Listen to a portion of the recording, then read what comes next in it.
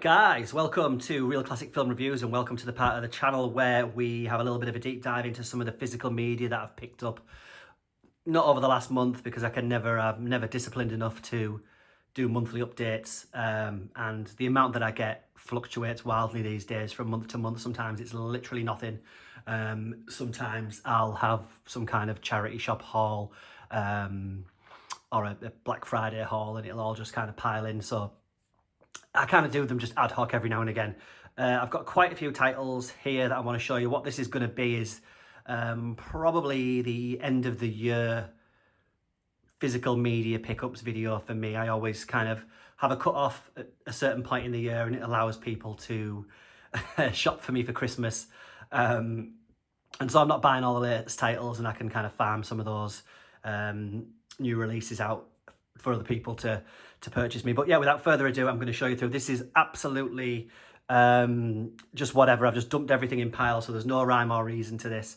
But I'll start off on this side because I did pick up Mario Bava's Blood and Black Lace from Arrow Video, this really nice set that goes nicely with the Argento releases that they've done.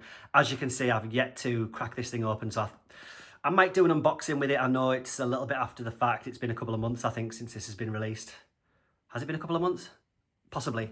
And I've yet to have a look at it properly. And I've never actually even seen the film, so it's a blind buy for me, but it's strictly to go with the rest of the Arrow titles. But I'm a bit disappointed in myself because I've actually picked up the standard Blu Ray edition, and I think all the other titles that I've got, the other Argentos that I've got, are actually all 4K editions, and the kind of OCD part of me, I don't know if that's going to get the better of me or not, but hey ho, it is what it is. Blood and Black Lace, Mario Bava. Great to see another Arrow title delivering some excellent Giallo thrills. So yeah, look out for if I do, I'll pop a link in the description below for that. I'll just pop that up to the side there. Right, next I started to I'm going through a bit of a movie curation period at the moment where my collection is I'm thinning it out in certain areas and fleshing it out in other areas, and it's got a bit unwieldy, and I know that a lot of collectors will understand what I'm talking about when you start to run out of space and there's lots of new exciting things on the horizon, and you take a good look at your shelves and your shelves, whatever, and realise that there's some stuff on there that's probably it's time to go. I'm not precious about such things. I know there's people out there who will just collect and collect and collect and it'll just stay static. I've got little interest, the older that I get, in having shelves just full of plastic and movies that are just going to sit there in like an ornamental fashion. That's not my thing. If it's your thing, that's great. This isn't a kind of slight or a diss on anybody, but as you kind of evolve in your own collecting and go on your own collecting journey, I think you find that your attitudes can change and vary. And anyway, that's blah blah blah. So I've gone through my collection and I'm starting to pick up some stuff that I realised that I didn't have, and thankfully a lot of it's I've been able to pick up for pennies, as you'll see. And you know, the quality of it is obviously subjective. It's my personal taste and it's what I want to put in my collection. So anyway, the first one was Spielberg's War Horse. I realised it was a Spielberg film I didn't own. Saw it in the cinema and then I saw it again. Not sure if I saw it streamed somewhere, I can't remember, but I saw it subsequently. I enjoy it. I know it's probably not held in as high regard as some of his other films. I think it might be once a significant amount of time's gone by. I think it's a great World War I film, and I'm always kind of championing the fact that there isn't enough of those out there, but this is certainly one of those, and it does lean into the kind of Spielberg pulling on your heartstrings sentimentality a little bit, but cinematography is excellent. It's harrowing stuff, some of it. The horse or horses that act in this, just should be horse Oscar winners, whatever. Anyway, so next up, picked up finally, and I know that as soon as I pick this up, they're going to announce a 4K edition of it. But I upgraded my DVD copy of Das Boot, obviously Wolfgang Petersen's masterwork, which I haven't seen for just like the longest time. So I'm looking forward to spending an afternoon checking this out. I just know that I'm going to do that. I'm going to finally get around to the rewatch, and I'll do all the special features in, and then there'll be a fancy pants 4K announced. If it hasn't been already, I'm not sure. You guys let me know. That's essential stuff. Picked up Bonnie and Clyde. Beatty and Dunaway again. A lot of these Warner Brothers titles, I'm quite sure that they're going to end up, you know, getting remastered or re-released in 4K. But these were picked up for literally pennies, so I'm more than happy to upgrade if that's the case and if it's worth doing so. But yeah, Arthur Penn's 1967, just about as classic as it gets. And speaking of which, picked up a copy of Bullet again. Finally upgraded a DVD from my DVD copy of it.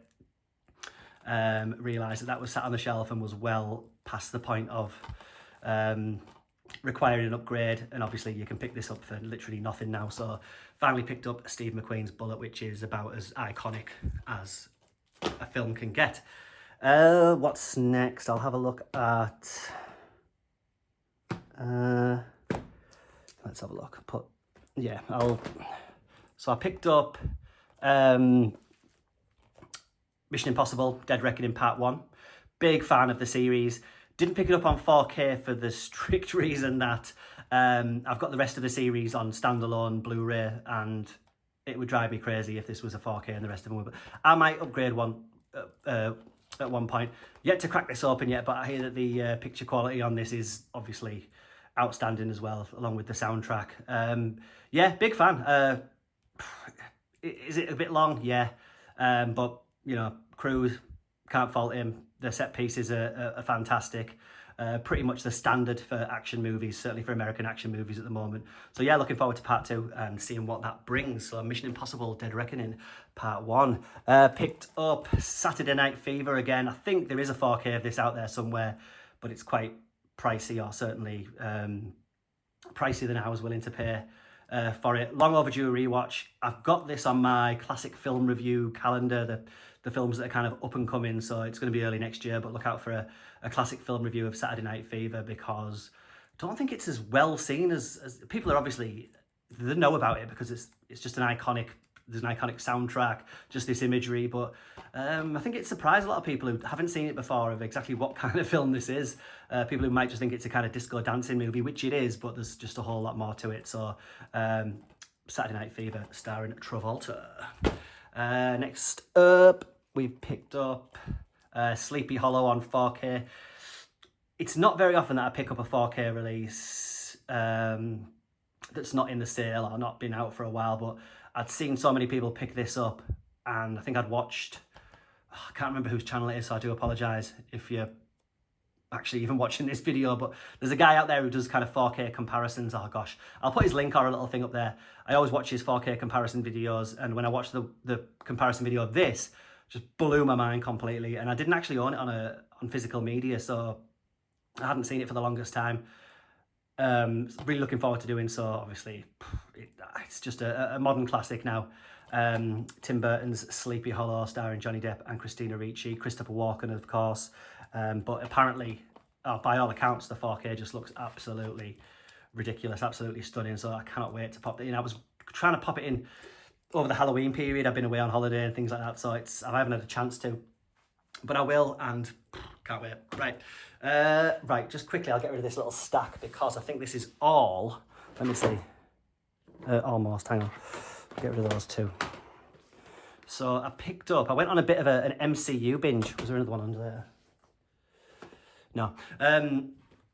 Yeah. Got rid of Disney Plus. Didn't have a lot of the Marvel stuff on physical media. And again, this stuff now is just literally pennies to pick up. They're just getting rid of it, basically. You know, Disney, don't get me started. So I'm gonna pick up certainly the first kind of, what did they used to call it? A couple of phases or whatever. Some of the more recent Marvel stuff, it's just completely lost me now. But I was a huge fan of it when it was in its like heyday, and it was just firing on all cylinders like that. So these are just random titles because I managed to pick them up for like literally £1 or something. So Doctor Strange, we got Guardians of the Galaxy 2, Ant-Man and the Wasp, Avengers Infinity War, Captain America Civil War, and Black Panther. So I'm working my way through. I'm going to try and get the whole collection on physical media because God knows what Disney are going to do to that in the future. You know, it'll probably all be retconned, or I don't know. I want to have it sat there with me. So I picked up I've yet to see, as of the filming of this video, I've yet to go and see Ridley Scott's Napoleon, but I absolutely will. I'm all over that film. It looks right up my street. Varying, reviews, bouncing back and forward between, epic and what the hell's he doing, but it looks fantastic. I'm a big Joaquin Phoenix fan. I am a big Ridley Scott fan. Looked at my Ridley Scott collection, and there was a few titles missing, and as you can guess, probably the titles that aren't as held in as high regard. So I went through and I picked those up, and again, you can pick them up from, I think it was like Music Magpie for like nothing. So I picked up Body of Lies, which I haven't seen since, actually all these contain Russell, no I don't. Picked up Body of Lies, Russell Crowe and Leonardo DiCaprio. Yeah, it's all right. I'll rewatch it. Exodus Gods and Kings, which gets a big... is it needed? Is the CGI a bit ropey sometimes? I don't think there was an audience for this at the time. Is there now? I don't know. Not sure it's cast particularly well, is what it is. And oh gosh, I've just recently rewatched Robin Hood, Prince of Thieves, which I enjoy. And it kind of made me think of this film, which again, a little bit like Exodus Gods and Kings. I don't know who asked for this in 2010, was it? I want to say.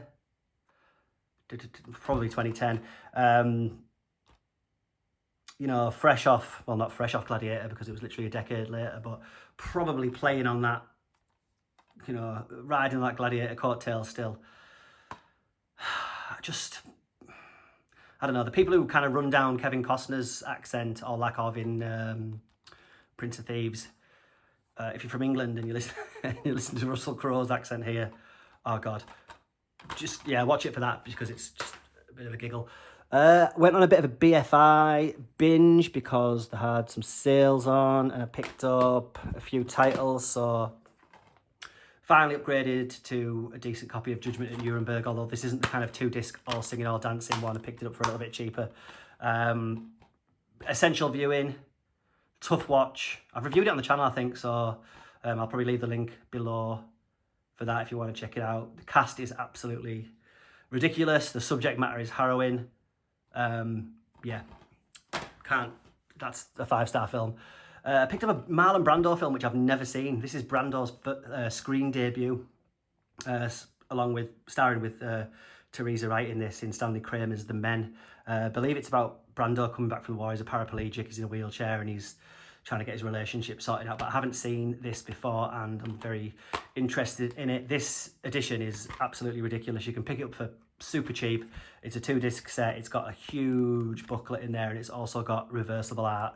So BFI, I always champion what they do. I think they kind of silently go under the radar in terms of the boutique releases. Everybody shouts out about Criterion, Arrow, Indicator more so these days as well, and BFI are just there going about their business and just cranking out just ridiculously great releases like that. So yeah, just go pick up some of their titles. 400 True 4s, 400 Blows. I think I had it in a True 4 DVD box set that I'd long since got rid of. Hadn't seen it for a long time, so it's time. Obviously, BFI, booklet, special features. Yeah, brilliant. And the rules of the game are le règle du jeu. My French is obviously lacking, but it's the rules of the game by obviously the Jean Renoir's masterwork. Again, this is a relatively recent release, and it's just plummeted in price. Outstanding. I've actually read most of this booklet now. Outstanding booklet on it, but I've yet to put the actual disc in the player and check out some of these special features. But recently restored in 2021. There's all manner of stuff on there, but it's not 100% sold on the cover art. The cover art for the Criterion edition, that old Criterion edition, is some of my favourite movie artwork ever. I'll put it next to it right here as a little comparison that you can do, and you'll probably see that this one is lacking in that aspect, unfortunately. But we move on, and next up we have picked up Goodwill Hunting. Finally upgraded that. Obviously, what can you say? Love it. Robin Williams, God bless him, rest in peace.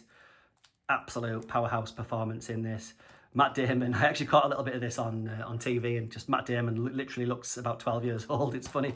But yeah, what a film that is. Fantastic film. Speaking of Matt Damon, nice segue there. I picked up The Talented Mr. Ripley, obviously with Blanchett and Jude Law, the late Anthony Minghella's film. Just such a glorious, gorgeous film. Absolutely makes me want to move to Italy every time I watch this film. And I don't know if it's as well known these days, but this is just, you know, based on, I'm a big Patricia Highsmith fan, so based on her novel, and it's just got an amazing cast. Philip Seymour Hoffman in this is absolutely excellent, and Damon's just underrated. Well, I don't know if it's overrated, underrated, or rated. Performance from Damon in this is absolutely excellent. But yeah, if you've never seen that, it's a hidden gem. Check that out. A film I thought that I'd seen. I've seen it. I thought that I'd owned, but I didn't, was PTA's, Paul Thomas Anderson's There Will Be Blood. And I was actually going to pull it off the shelf a few months ago when I did, what did I do? A series, I did movies from every year I was born. And I think I was going to pull this off the shelf for 2007. Gosh. Yeah, possibly 2007. Went to get it and it just wasn't there, and I thought, oh, I didn't have it. So again, cheap as chips, finally rectified that. This is Day Lewis's magnum opus for me, and that's saying something, because he's obviously, his career is just a complete, you know, just a mockery of amazing acting. It's just outstanding. But this, for me, I don't know, it's up there. It's in the top 5 performances probably from anyone ever. Outstanding. And speaking of kind of cinematic titans and great performances, finally we've got to the last title, and that was Heat. Again, I had the Blu-ray, the older Blu-ray of this. This is the kind of newer remastered edition. Almost picked up the 4K again, but for the sake of, you know, like £1 or £2 that I picked this up for, and definitely overdue a rewatch, so I'm excited to check that out. Obviously, what can you say? An absolute powerhouse of a crime thriller. They just don't make them like this anymore, and this was 95, so like that just goes to show how quickly things have just fallen off. But yeah, Michael Mann's crime magnum opus, Heat, and that, my friends, is the lot. So obviously quite a few titles there. Basically everything that I've picked up since God knows when. And that'll be it for 2023. And certainly in terms of doing any kind of update like this, I will see you guys in 2024. Thank you so much for watching. Enjoy. Bye-bye.